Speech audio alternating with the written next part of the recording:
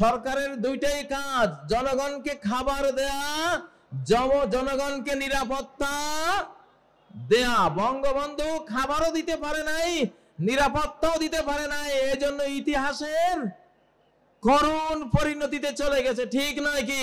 একটা কি খাদ্য বিপ্লব, আর আরেকটা কি নিরাপত্তা বিপ্লব, সেফটি রেভলিউশন।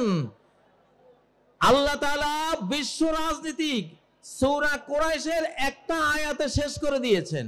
একটা আয়াত, আল্লাযী আত'আমাহুম মিন জু' ওয়া আমানাহুম মিন খাউফ, যে আল্লাহ ক্ষুধার সময় খাদ্য যোগান আর ভয়ের সময় নিরাপত্তা যোগান।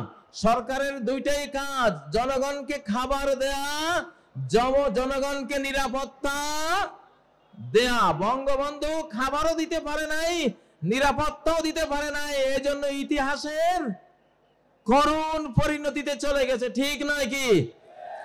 আর যেই সরকার 17 বছর নির্যাতন করেছে, তারা কিছুটা খাবার দিতে পেরেছিল, কিন্তু নিরাপত্তা মোটেও দিতে পারে নাই, এই জন্য তারাও বিদায় হয়েছে। আমরা এই সরকারের কাছে আমাদের দাবি, আজকে যে আমাদের পঞ্চমুখ হয়েছে, মুখ খুলে আমরা হৃদয় উজাড় করে দিয়ে কথা বলতে পারছি, স্লোগান তুলতে পারছি, আমরা মাহফিল করতে পারছি, আমরা ঘরে ঘরে নিরাপদে ঘুমাতে পারছি, আমরা আমাদের স্ত্রী বউ বেটে নিয়ে নিরাপদে ঘুরতে পারছি, আমরা এই দেশে ব্যবসা বাণিজ্য, বিদ্যালয়, আমাদের যত যত সামাজিক কাজকর্ম আছে সব নিরাপদে করতে পারছি।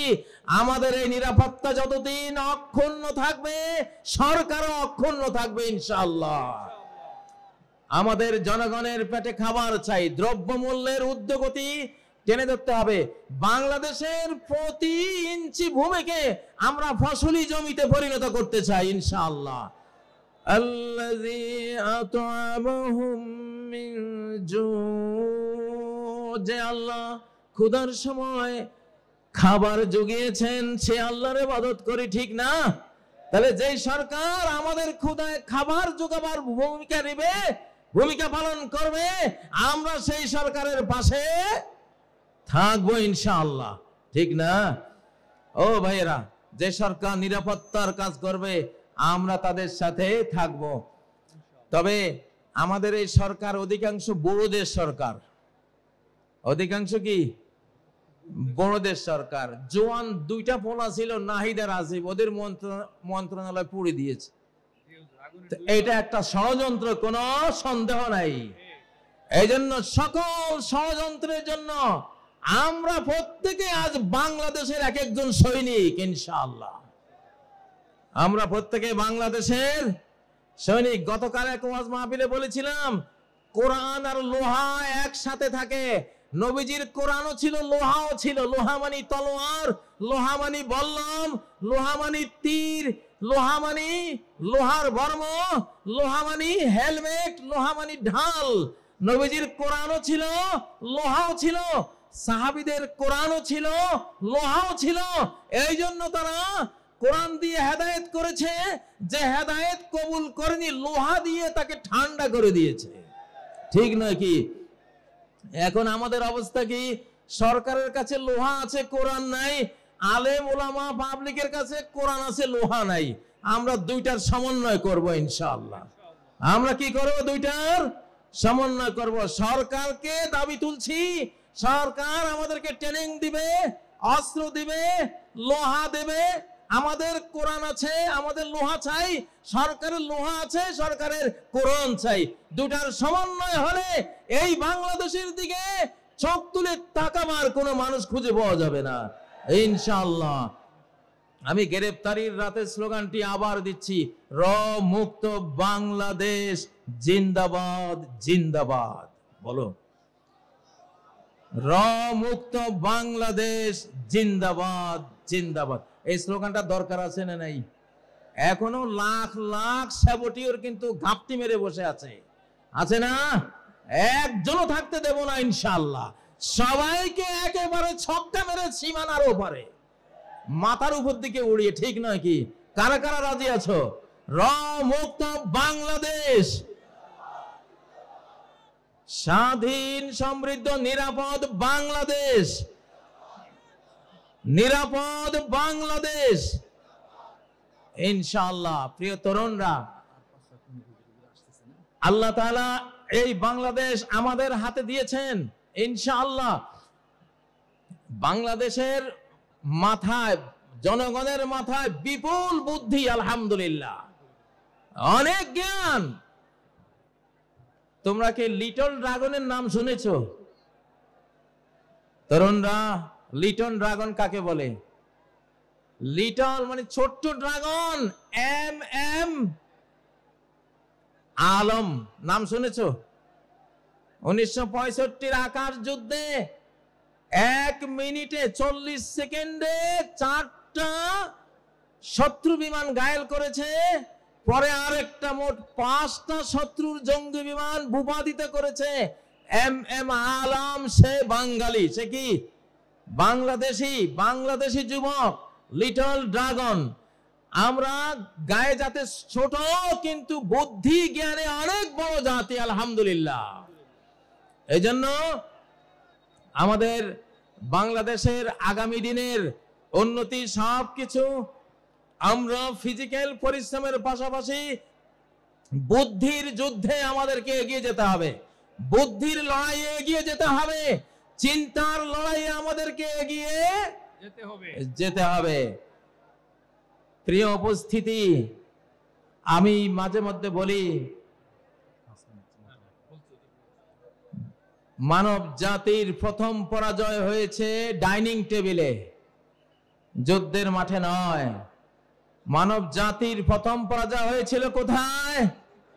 ডাইনিং টেবিলে। অর্থাৎ একটা অবৈধ খাবার মুখে দিয়েছিলেন আদম আর হাওয়া, সেই অবৈধ খাবার খেয়ে তারা জান্নাতের সাম্রাজ্য হারিয়েছিলেন, ঠিক নয় কি? এই জন্য যুবকরা, বর্তমান যে পৃথিবী, এই পৃথিবীর ফুড মাফিয়া, যারা ফুড মাফিয়া, সমস্ত খাদ্য মাফিয়াদের হাতে, কর্পোরেট কোম্পানিদের হাতে, সমস্ত বীজ মাফিয়াদের হাতে। আজকে এটা একটা বিরাট বিষয় যে আমরা কি খাচ্ছি, কি খাবো। আমি পরামর্শ দেব, যেই পশুটা চলতে জানে না নিজে, হাঁটতে জানে না নিজে, ফার্মের মুরগি যেটা 1 হাত বেড়া ডিঙ্গিয়ে উড়াবার ক্ষমতা রাখে না, অ্যাবনর্মাল মুরগি, নিজেই অ্যাবনর্মাল অসুস্থ মুরগি, এই গোদা মুরগি যারা খাও, তোমরা কি যুদ্ধটা করবা বাংলাদেশের জন্য? হ্যাঁ, দেশি মুরগি, আল্লাহর মুরগি খাবা। আল্লাহর মুরগি যেখানে মানুষের হাত পড়ে নাই, এইটা মোটরসাইকেলের নিচে পড়ে মুরগির মাথা ছিন্ন হয়ে গেছে, তারপরও উড়াল দিয়ে 2-3 একর পার হয়ে গিয়ে পড়ছে। ক্ষমতাটা কি? মাথা চলে যাওয়ার পরেও উড়ে, এটা হলো আল্লাহর মুরগির ক্ষমতা, ঠিক না? তো আমাদের খাদ্য যদি মানব জাতির পরাজয় ডাইনিং টেবিলে হয়ে থাকে, আমাদের ডাইনিং টেবিলে ওই খাবার আনবো যেই খাবার ডাইরেক্ট আল্লাহর তৈরি, মানুষের কোন, শয়তানের কোন কারুকার্য সেখানে পড়ে নাই, চেঞ্জ করে নাই, চেঞ্জ ফুড বানাতে পারে নাই। আমরা সেই খাবার খাবো ইনশাআল্লাহ। সূরা আন-নিসার 119 নম্বর আয়াতে আল্লাহ তথ্য দিয়েছেন, ইবলিস কসম করেছিল, ওয়ালা আমুরান্নাহুম ফালা ইউগাইয়িরুন্না খালকাল্লাহ, আমি মানব জাতিকে কমান্ড করে করে আল্লাহর সৃষ্টিকে আমি সব পরিবর্তন করে দেব। সেই চেঞ্জ, পরিবর্তিত খাদ্য পানীয় এসব খেয়ে তারা ফিজিক্যালি ধ্বংস হবে, মেন্টালি ধ্বংস হবে, তারা স্পিরিচুয়াল, আধ্যাত্মিক ভাবে ধ্বংস হবে, চিন্তা চেতনায় ধ্বংস হবে। এইভাবে সর্বনাশ করব। এই জন্য শিশুদেরকে, নারীদেরকে এবং আমাদের নিজেদেরকে আমরা কি খাওয়াচ্ছি, আমাদের খাদ্য টেবিলে নজর দেয়া, এইটা আমাদের 1 নাম্বার কর্মসূচির মধ্যে রাখতে হবে ইনশাআল্লাহ। প্রিয় উপস্থিতি, ডক্টর মিজানুর রহমান আজহারি ইনশাআল্লাহ তিনি আসবেন বাংলাদেশে, প্রথম তিনি আসছেন। আমিও তাকে উৎসাহ জুগিয়েছি যে আমি তো এসে গেছি, তুমি আসো ইনশাআল্লাহ, আমরা একসাথে লড়াই করব। তোমরা যুবকদের আইকন ডক্টর আজহারি সাহেব আসবেন ইনশাআল্লাহ। তোমরা মন প্রাণ খুলে ওয়াজ শুনবা। এখন আমরা তো 60 পার হয়ে গেছি, এখন পৃথিবীটা আমাদের না, পৃথিবীটা তোমাদের। তোমাদের সৌভাগ্য যে আন্দোলন সফল করতে হলে নবীনদের আবেগ উচ্ছ্বাসের সাথে প্রবীণদের অভিজ্ঞতা এক্সপেরিয়েন্স সংযুক্ত হতে হয়। সেজন্য আমরা যারা প্রবীণ আমরা তোমাদের সাথে থাকবো ইনশাআল্লাহ। আর তোমাদের নবীন যারা আইকন আছে তোমরা তাদেরকে নিয়ে একটা সুন্দর, একটা সোনার নিরাপদ স্বাধীন সমৃদ্ধ দেশ গড়ে আমাদেরকে উপহার দেবে। আল্লাহ তোমাদেরকে তৌফিক দিন, আল্লাহ তোমাদেরকে সেই জন্য জ্ঞান বুদ্ধি বাড়িয়ে দিন। আল্লাহ তোমাদেরকে সর্বপ্রকারের ফিজিক্যাল, স্পিরিচুয়াল, মেন্টাল, কালচারাল এবং ধর্মীয় যত যোগ্যতা লাগে সব যোগ্যতা আল্লাহ তোমাদেরকে দান করেন। আজকের এই মাহফিলকে আল্লাহ সফল করেন। যেই মরহুম মৌলানা শহীদুল্লাহ স্মৃতি সংসদের আয়োজনে আজকের এই আয়োজন, আল্লাহ তার কবরকে জান্নাতের বাগানে পরিণত করুন। তার আমলনামায় আজকের প্রতিটি বর্ণের সওয়াব আল্লাহ পৌঁছে দিন। প্রতিটি শ্রোতা, প্রতিটি বক্তার এই কষ্টার্জিত মাহফিলে আল্লাহর যত রহমত, অনুগ্রহ, ফজল ও করম বর্ষিত হবে, আল্লাহ তাআলা মৌলানা শহীদুল্লাহকে এটি দান করেন। তারই ছেলে নেয়ামতুল্লাহ ভাইয়ের আয়োজনে এত বিশাল একটি আয়োজন তোমরা পেয়েছো। নেয়ামতুল্লাহ ভাইকেও আল্লাহ নেয়ামত দিয়ে ভরপুর করে দিন। আমাদেরকেও অংশীদারিত্বে রাখুন, আমাদেরকেও নেয়ামত দিয়ে পরিপূর্ণ করুন। সারা বাংলাদেশে যদি খাদ্যের ঘাটতি হয়, মান্না সালোয়া দিয়ে আল্লাহ তাআলা ঘাটতি পূরণ করে দিন।